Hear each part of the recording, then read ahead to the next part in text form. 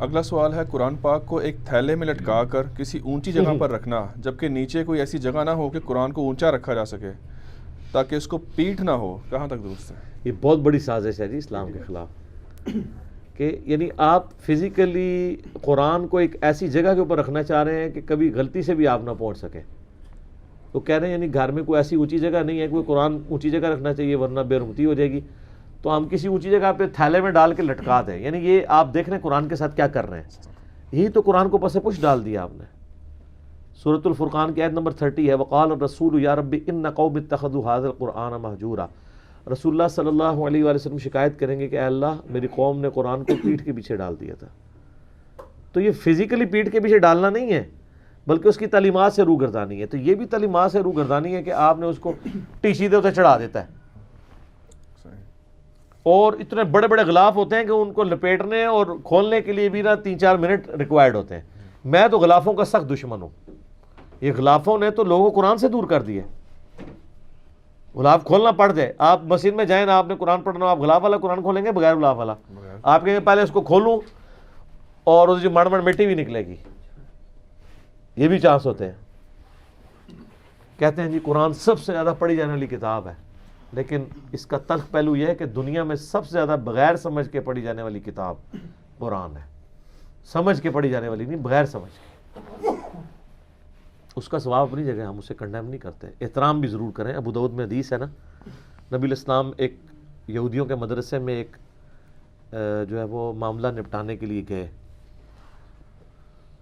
تو انہوں نے نبی الاسلام کو ایک بڑی گدی دی جو آج بھی عرب کے کلچر میں ہے. نبی الاسلام اس گدی کے اوپر بیٹھ کے، تکیہ تھا بہت بڑا. آپ نے فرمایا تورات لے کر آؤ. وہ جب تورات لے کے آئے تو آپ علیہ السلام نے اپنی پیٹھ کے نیچے سے وہ گدی نکال کے سامنے رکھی، تورات کو اس کے اوپر رکھ کے رسپیکٹ دی، حالانکہ ٹیمپرڈ تورات تھی، اور فرمایا میں ایمان لایا اس کتاب پر اور اس کو نازل کرنے والے کے اوپر. اور پھر آپ نے وہ رجم کی سزا کا فیصلہ کیا. وہ انہوں نے چھپا لی تھی وہ آیات. تو نبی الاسلام کے ساتھ صحابی تھے جو عبرانی زبان جانتے تھے، انہوں نے کہا یا رسول اللہ انہوں نے چھپا لیے ہیں، اس کے نیچے وہی سزا ہے، کیونکہ اشرافیہ کے لیے اور قوانین رکھتے تھے، وہ غریبوں کے لیے اور. تو اس میں یہ ہمیں پتہ چلا کہ نبی الاسلام نے تحریف شدہ تورات کو بھی تکیے کے اوپر رکھ کے رسپیکٹ کا پہلو رکھا ہے. لہذا قرآن بھی تکیے کے اوپر کسی ٹیبل کے اوپر پڑھتے ہوئے رکھنا چاہیے تاکہ رسپیکٹ کا پہلو رہے. البتہ یہاں جو ہمارے معاشرے میں مت ہے نا کہ ہماری بڑی بوڑھیاں تکیے پہ بیٹھنے نہیں دیتی ہیں، چاہے اس تکیے پہ کبھی انہوں نے قرآن پڑھا بھی نہ ہو. وہ کہتے ہیں تکیے پہ بیٹھنا گناہ ہوتا ہے. اس کے پیچھے مت یہ ہے کہ چونکہ تکیے پہ رکھ کے بوڑھی عورتیں قرآن پڑھتی تھیں اونچی رکھنے کے لیے، تو اب وہ دنیا کا ہر تکیہ جو ہے نا وہ قرآن کے ساتھ اٹیچ ہو چکا ہے. تو ان کو میں پھر یہ پھکی دیتا ہوں کہ یہاں تو نبی علیہ السلام تکیے پہ بیٹھے تھے اور آپ نے اپنی پیٹھ کے نیچے نکال کے تورات کو رکھا، رسپیکٹ بھی دی. تو آپ کی ڈاکٹرین میں تو غلط ہے. جو پیٹھ کے نیچے آیا ہوا تکیہ اس کے اوپر قرآن رکھنا، آپ تو غلط ہی کہتے ہیں. یہ وہ احترام نہیں ہے جن کے اوپر آپ نے زیادہ اپنے آپ کے اوپر حیضہ کرنا ہے. احترام یہ ہے کہ اس کی تعلیمات پر عمل کریں. سورہ صاد میں ہم نے قرآن اس لیے نازل کیا تاکہ اہل ایمان اس میں تدبر کریں، اہل عقل اس سے نصیحت حاصل کریں. وَلَقَدْ يَسَّرْنَا الْقُرْآنَ لِلذِّكْرِ فَهَلْ مِن مُدَّكِرٍ. ہم نے قرآن کو نصیحت کے لیے آسان کر دیا، تو ہے کوئی اس سے نصیحت حاصل کرنے والا؟ ہم نے اس کو رسپیکٹ کے پہلو میں اس درجے تک لے گئے ہیں.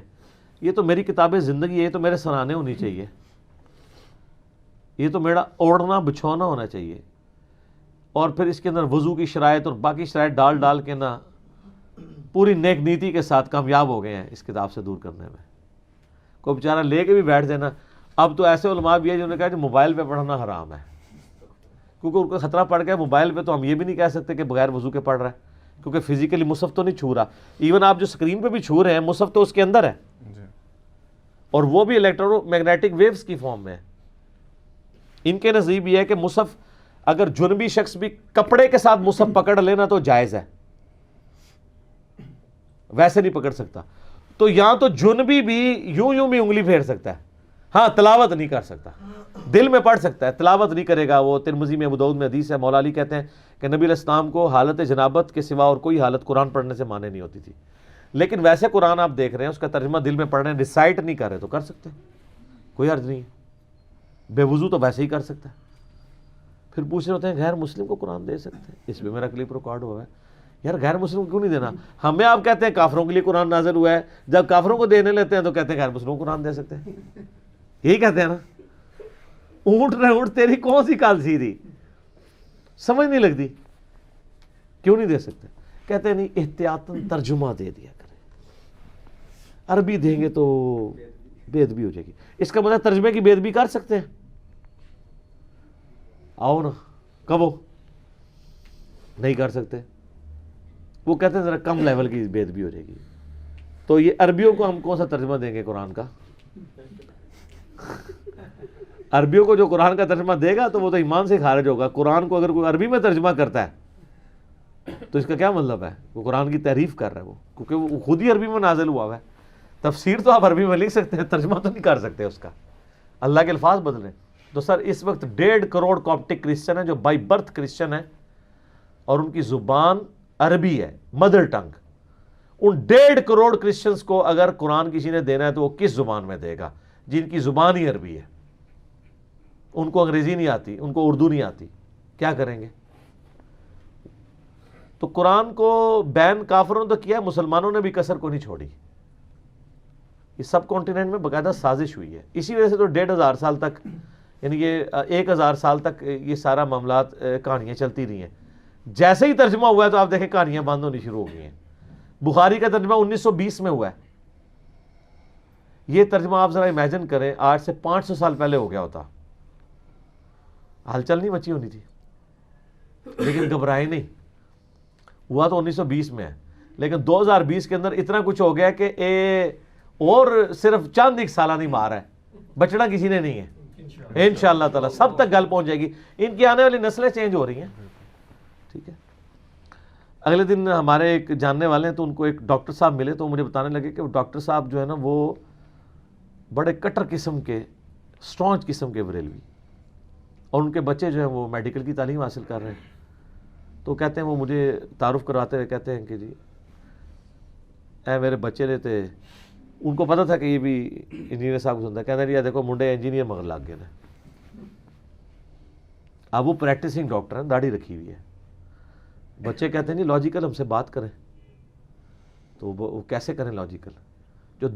جو عقائد اور نظریات کی لاجیکلی پروف ہی نہیں کر سک رہے، جو ان کو ہانٹ کر رہے ہیں، وہ لوگوں کیسے پیش کریں؟ اس پلیٹ فارم کے سوا کبھی کہیں آپ نے یہ بات سنی ہے کہ یار ساروں کو سنا کرو پھر دیکھا کرو کون صحیح بات کر رہا ہے؟ تو میں کیوں کہتا ہوں؟ اس لیے کہ مجھے پتا ہے کہ میں جو کچھ کہہ رہا ہوں میں نے تو اپنی آنکھوں سے پڑھا ہوا ہے، اور باقی تو کرا رہے ہیں کہانیاں. رات کو میرے قریبی دوست ہیں اسلام آباد میں نا، تو ان کے پاس ان کے بچپن کے کلاس فیلو بیٹھے ہوئے تھے. وہ بتانے لگے کہ جی وہ آپ کا کلپ چڑھا ہے نا وہ کہ نماز کا فرض نماز پڑھنا نہیں کافی ہے. تو وہ کہتے ہیں میں نے ایک سینئر آفیسر کو سرکاری اس کو شیئر کروایا وہ. تو اس نے کہا یار یہ کیا کہہ رہا ہے صرف فرض پڑھ لو، یہ کہہ رہا ہے 24 گھنٹے میں 17، ہم تو عشاء کی 17 پڑھتے ہیں.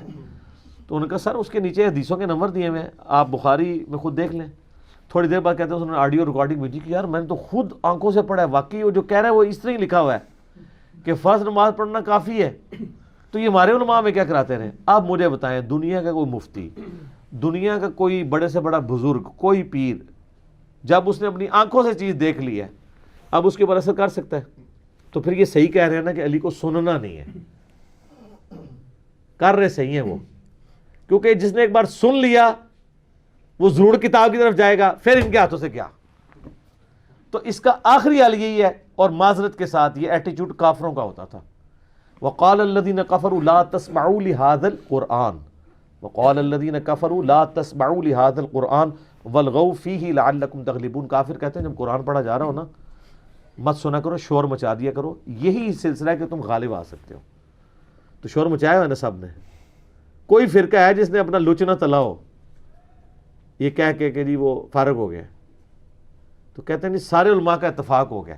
سر سارے علماء کا میرے پہ اتفاق نہیں ہے، آپ کے ہر فرقے پہ سارے علماء کا اتفاق ہے سوائے اپنے فرقے کے. کیا دیوبندی سارے علماء کا اتفاق نہیں کہ بریلوی گمراہ ہے؟ اور بریلوی سارے علماء کا اتفاق نہیں ہے کہ دیوبندی گمراہ ہے؟